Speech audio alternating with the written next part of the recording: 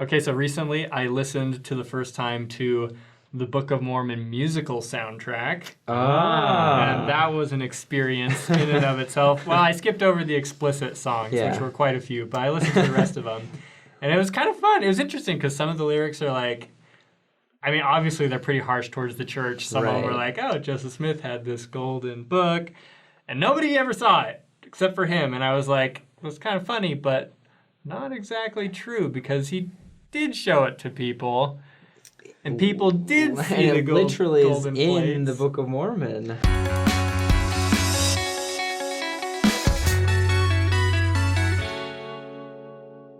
I saw the show live. Oh, I saw the show really? live, the Orpheum Theater in San Francisco. And all my friends are sitting around, and every time something happened, they all looked at me like, "Is that true, Mormon guy?" And I was like, "Please, I want to leave." Very great musicality, very talented people. Trey Parker, Matt Stone. Right.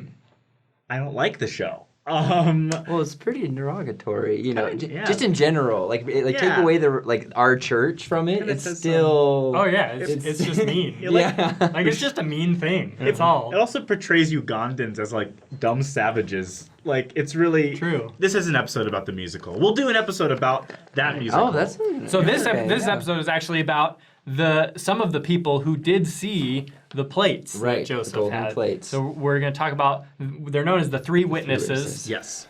Martin Harris, David Whitmer, and Oliver Cowdery. So if you open up any copy of the Book of Mormon that's been printed recently, I mean within the last 100 years, like it's gonna be there. It's a page that says testimony of three witnesses. There's also one of 8 witnesses. Yes. But those are two different ideas because one of them is Joseph Smith. The 8 witnesses, Joseph Smith physically showing some people the plates. Yes. Right? With permission, from Heavenly Father, that is okay. Because for the most part, he hadn't had permission to show it to anybody. We've talked about that through the translation process and everything.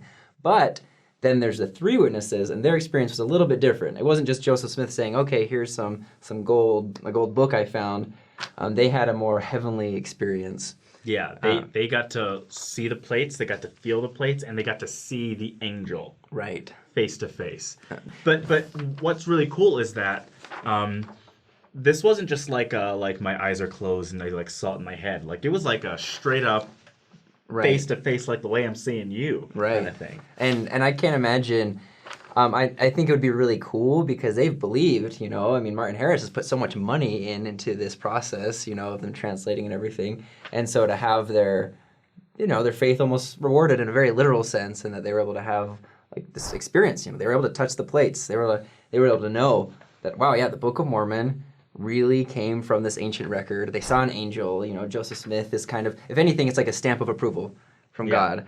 And I think that's important to have witnesses. How many times has the Savior talked about the need for witnesses? 2 or 3 witnesses, yeah. Right. Well, what's really cool is that this is such an important event because, one, it's groundbreaking, right? Right. Many people can claim, I can claim that I saw, Jiminy Cricket appear to me last night, and he said, hey, you go buy all the candy canes. I could say that. I could be like, it happened. Gosh dang it, it happened. I don't care what anyone says. But who saw it? Nobody's did you have going to any verify, witnesses? right? But once you have happen. witnesses who are sane people, who are not in it for money, who stuck with it for their entire life, probably not Jiminy Cricket candy canes, but something like an angel, something that we've seen, in all cultures, this idea of an angel descending down, speaking to someone. When this happens in modern day, and there's people who are like, yeah, that literally happened, and without coercion, like they're not gonna lose anything. Yeah. If anything, they're losing by testifying that this is true. Yeah. Oh, they lost a ton. Martin Harris lost, didn't lose, but put so many resources into publishing the Book of Mormon. It at least makes you ask the question, all right, what happened? Because if this did happen, it's a complete game changer for all of religion. Oh, definitely. Like the debate on like who is right is significantly minimized to like a couple religions, right? Right. It's like this is a big deal, and so that's why we talk about this. A lot. Joseph recognized that too. He maybe there's a quote or something we can throw up here, but he was so relieved when he finally got to show people the plates. Right. Well, can you imagine going all that time just literally people thinking you're insane. Years. And I know That would be and people still terrible. thought he was insane, but to just like Have at least a few people. just let somebody know that you're not lying. You know. Well, it's kind of like remember the first time you get a girlfriend. And no one believes. You like, I have a girlfriend, really? Yeah, you haven't met her, but she goes to a different school. You know, like that guy. Yeah. Cassandra, this is everyone. Everyone, this is Cassandra.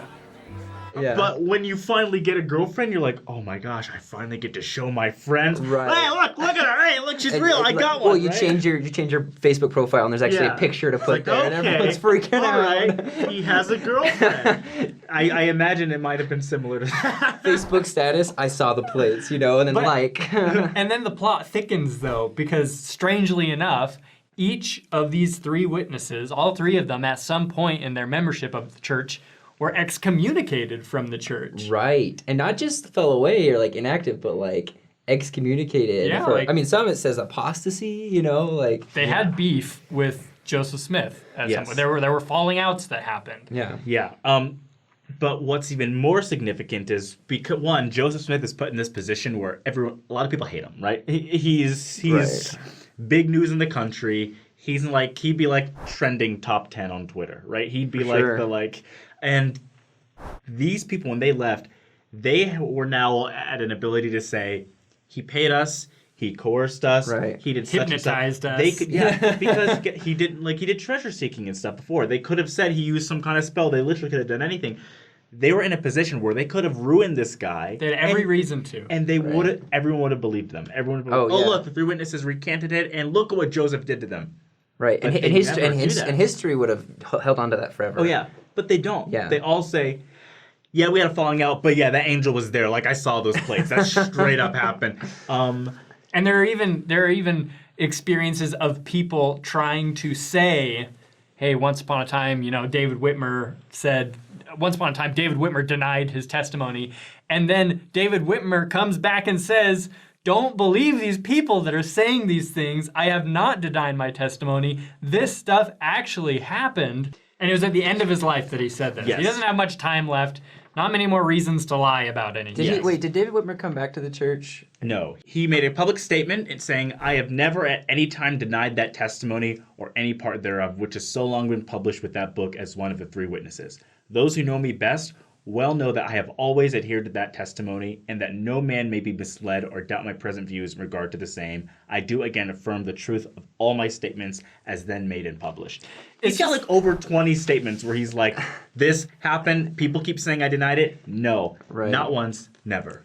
It's just so interesting because, it's one thing to say, the Book of Mormon isn't true. Anyone can say that. But, if you actually have to, explain how Joseph Smith made up this book, especially with these witnesses, it gets so It's messy. impossible to dismiss. Because, what are the options? Either they were in on it or they were tricked. Right.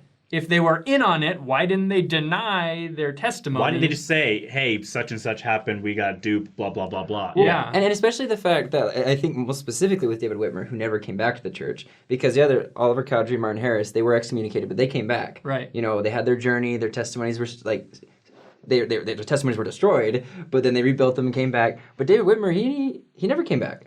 Yeah.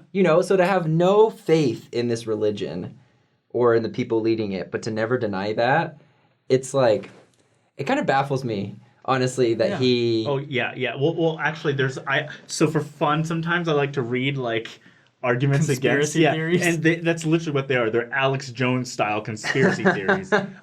One, you have that Joseph Smith just drugged them, but somehow they all saw the same thing. Right. Another one, Same no time. joke, is that he hired a dude to dress up like an angel and had someone lower him from, and I just read this on a formal line, but Joseph had a dude lower an angel on a rope and get them kind of high, so they're theater. Joseph Smith was performing theater tricks in the woods to, there's no good dismissal of it. There isn't. It's either they were lying, and we don't see that from the evidence that they were lying or that they were deceivers, that they even had a history of lying, and we don't see that they were drugged. Right. There's no good explanation other than they you saw gotta remember what these are they the saw. 1800s. This isn't Inception. They didn't have these resources. It's just And these were just these were just people. These were just extraordinarily normal people, which I think we forget sometimes. Yeah. So Joseph Smith, he himself was just a farm boy. Like, he was in his early 20s, younger than I am right now, actually, right? When he did what? When he showed them the plates and everything. We haven't even graduated, and Joseph saw God. Anyways, but like, it's just crazy to think, like, yes, he's having these amazing experiences. He was called as a prophet, but he wasn't that educated still. He was very fallible, and if anything, that's kind of led to why these guys left the church, because they had such a hard time with how Joseph Smith ran things, and they called him out on his humanity, and maybe that was the problem. Maybe it was that they had such a strong, like, they had a physical witness of the Book of Mormon, and maybe they had a hard time reconciling Joseph's fallibilities with this physical witness that they had received. Like, humanity's best efforts versus God. Right, what God had shown them. And that'd be troubling to anybody. Yeah. But that's the way things go. And so maybe that's what was hard for them, because Oliver Cowdery and Martin Harris, I think eventually they were able to overcome that, but they had to go through a lot.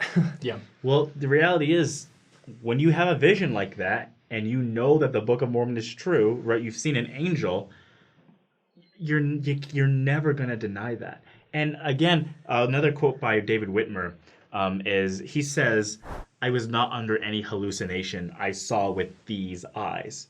Because oftentimes, they'll say spiritual eyes, right? Because they're quoting scripture. Spiritual eyes is a scriptural term.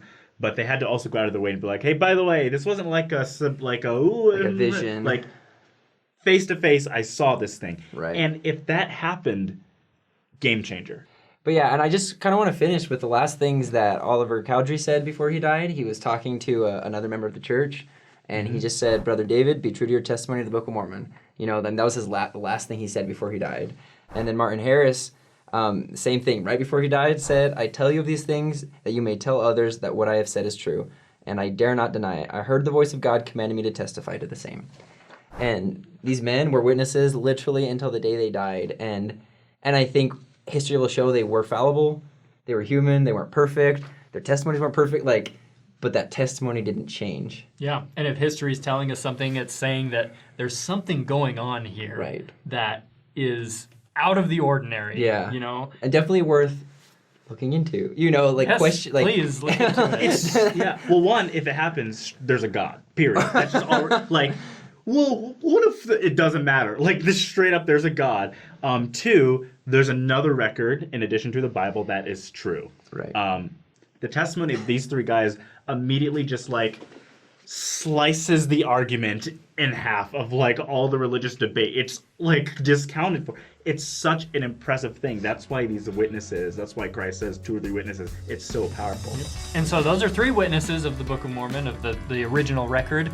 There are more, though. There were 8 additional witnesses, and then there were also unofficial witnesses that have experiences with yeah, the it's place. Josiah stole when Joseph was running. And he jumps through the window, and I was gonna talk about the wife of Lucy Mack Yes, Smith there you go. and Martin Yeah. Harris, isn't it? No. So Book of Mormon musical, Yes. that's not totally correct that nobody Check saw your- those. check your facts before you wreck your facts. Carfax.